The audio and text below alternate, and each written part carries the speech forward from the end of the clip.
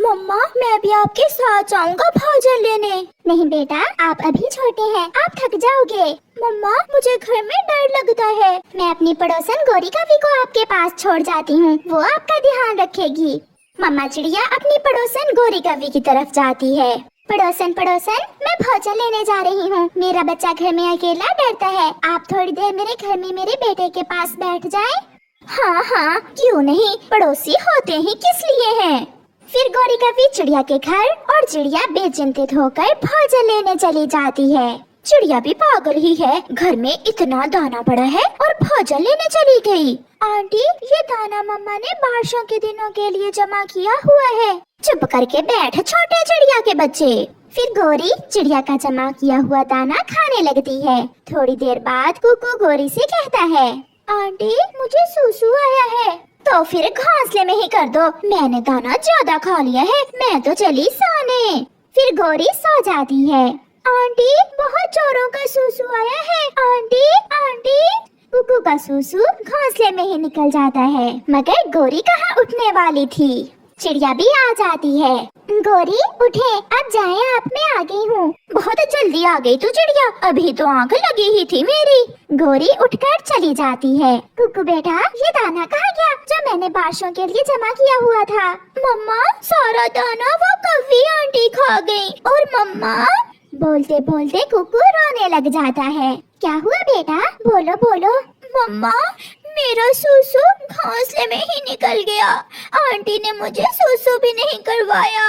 ये पड़ोसन तो बहुत बुरी है, मैंने समझा था कि ये अच्छी पड़ोसन होगी। फिर कुछ दिनों बाद चिड़िया गोरी कवि के घर जाती है। भाई जी गोरी घर में ही है। हाँ हाँ चिड़िया अंदर चले जाओ, गोरी घर में ही है। चिड़िया कौवों के घर में जाती है। गोरी बहन तुम्हारे घर में फ्रिज है, ये मैंने आलू गोभी की भुजिया बनाई थी, इसे आप अपनी फ्रिज में रख लें, मैं कल ले जाऊंगी। हाँ हाँ चिड़िया जब दिल करे ले जाना, तुम रख जाओ ये आलू गोभी की भुजिया। चिड़िया आलू गोभी की भुजिया गोरी कवि को देकर चली जाती है। कालू भी घर में आ जाता है। कालू कल जब चिड़िया ये भुजिया लेने आएगी तो हम इसमें पेट खराब करने वाली दवा मिला देंगे, फिर आएगा मजा चिड़िया को रोते हुए देखने का। बहुत मजा आएगा जब चिड़िया भागी भागी इस पेड़ से उस पेड़ पर जाएगी। फिर दूसरे दिन वो ऐसा ही करते हैं। चिड़िया के आने से पहले पहले वो उस भुजिया में पेट खराब करने वाली दवा मिला देते हैं। चिड़िया वो भुजिया लेकर चली जाती है। कुकू बेटा रोटी खा लो। मम्मा क्या बनाया है आपने। बेटा जो कल आलू गोभी की भुजिया बनाई थी वही बची हुई है। नहीं मम्मा मुझे भूख नहीं है। कुकू भोजन नहीं खाता, जबकि मम्मा चिड़िया पेट भर के रोटी खा लेती है। थोड़ी देर बाद चिड़िया के पेट में गुड़गुड़ शुरू हो जाती है। कुकू बेटा मेरे पेट में बहुत दर्द है, मुझसे बर्दाश्त नहीं हो रहा। चिड़िया जल्दी से घर से भागती है। वो कभी इधर जाती तो कभी उधर। कौवे बैठे चिड़िया को देखकर हंस रहे थे। वो गई छोटी चिड़िया। अब तो मरेगी छोटी चिड़िया, जरूर मरेगी। चिड़िया को बुलबुल मिल जाती है। बुलबुल मेरे पेट में बहुत दर्द है, कुछ करें। आपने खाने में क्या खाया था। मैंने तो आलू गोभी की भुजिया के साथ रोटी खाई थी। आप घर चले, मैं पेट दर्द की दवा लेकर आती हूँ। फिर थोड़ी देर बाद बुलबुल पेट दर्द की दवा लेकर चिड़िया के घर आ जाती है। बुलबुल चिड़िया के मुंह में उस दवा के 2 कतरे डाल देती है। चिड़िया क्या ये भुजिया खाई थी आपने। हाँ बुलबुल बहन। चिड़िया इस भुजिया में तो पेट खराब करने वाली दवा मिलाई हुई है किसी ने, ये जरूर किसी ने आपके साथ शरारत की है। तो वो कभी मेरे साथ ऐसा भी कर सकती है। फिर उस दिन के बाद चिड़िया को मालूम हो जाता है कि उसकी पड़ोसन मिलने के काबिल नहीं है, इसलिए चिड़िया फिर कभी उस कवि से बात नहीं करती। हरियाली तोती और मिठू तोते में बहुत प्यार था, वो एक दूसरे का बहुत ख्याल रखते थे। एक दिन मिठू तोता हरियाली से कहता है, हरियाली कौवे हर रोज इंसानों की बस्ती में जाते हैं, आज मेरा भी इंसानों की बस्ती में जाने को दिल कर रहा है। मिठू मैंने सुना है इंसान बहुत जालिम होते हैं, ये कौवे झूठ बोलते हैं इसलिए कि कोई और पक्षी इंसानों की बस्ती में न जाए।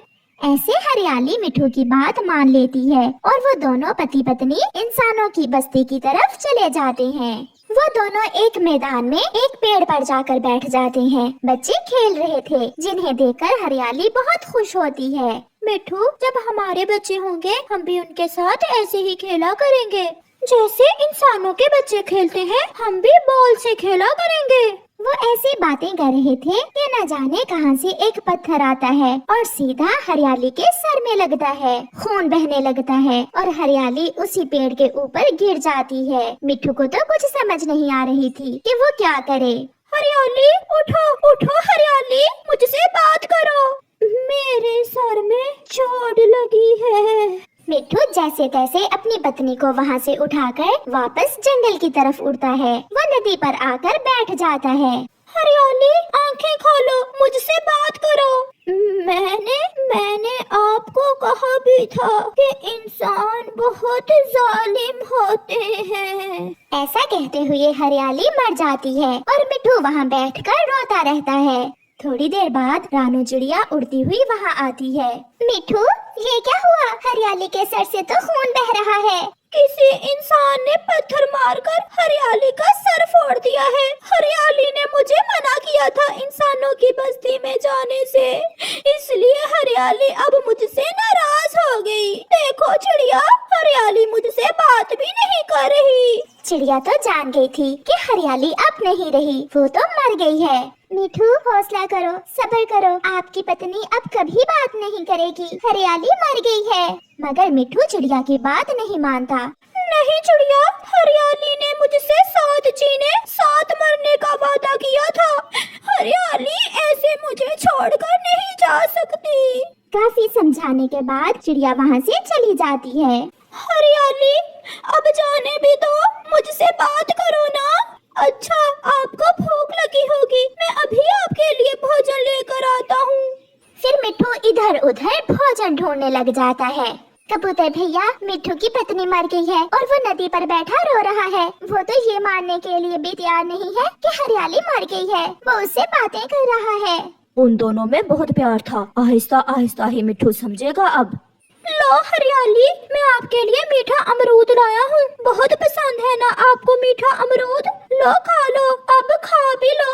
हरियाली देखो, अगर आप नहीं खाओगी तो मैं भी नहीं खाऊंगा, मैं भी भूखा ही सो जाऊंगा। ऐसे ही रात हो जाती है और मिट्ठू सारी रात हरियाली से बातें करता रहता है। दूसरे दिन चिड़िया और कबूतर फिर से मिट्ठू के पास आते हैं। मिट्ठू मेरे दोस्त, मरने वालों के साथ मरा नहीं जाता। हिम्मत करो, हमारे साथ चलो। जिसने आपको दुख दिया है वो खुशियाँ भी देगा। हरियाली अब नहीं लौट कर आएगी। मिट्ठू, मान भी जाओ। आप यहाँ से जाएं, प्लीज, मुझे तंग न करें, मैं यहाँ से नहीं जाऊँगा।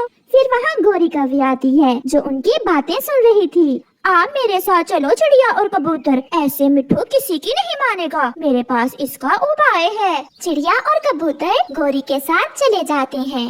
मेरी जाने वाली एक तोती रहती है इसी जंगल में। उसका पति कुछ दिन पहले मर गया था। मिट्ठू अपनी जाति की तोती की बात जरूर मान लेगा। मैं अभी उसे बुला कर लाती हूँ। हाँ गोरी बहन, अब हरियाली तो मर गई, मगर हमें अपने दोस्त मिट्ठू को बचाना होगा। गोरी जाती है और अपनी जाने वाली तोती को लेकर आती है। आप जाएं और मिट्ठू को हौसला दें, वो किसी की बात नहीं मान रहा। फिर वो तोती मिट्ठू के पास जाती है। मिट्ठू, मैं भी ऐसे ही रोई थी, ऐसे ही तड़पी थी जब किसी जालिम इंसान ने मेरा पति मार दिया था। कई दिन बैठी रोती रही थी, मगर फिर मालूम हुआ कि कितना भी रो लूं, मेरा पति अब लौट कर नहीं आएगा। अगर मैंने हरियाली की बात मानी होती तो आज ये सब ना होता। आज मेरी हरियाली मेरे साथ होती, मुझसे बात करती। चले, आप मेरे साथ मेरे घर चले। मान ले, जो हकीकत है उसे मान ले। गया समय लौट कर आने वाला नहीं। हरियाली अब कभी बात नहीं करेगी। अपनी जाति की तोती की बातें सुनकर मिट्ठू थोड़ा खुद को संभालता है और उसकी बात मान लेता है। फिर वो तोती मिट्ठू को अपने साथ ले जाती है। मिट्ठू का दुख बहुत बड़ा था, मगर अब तो समय ही उसके दुखों का मरहम था।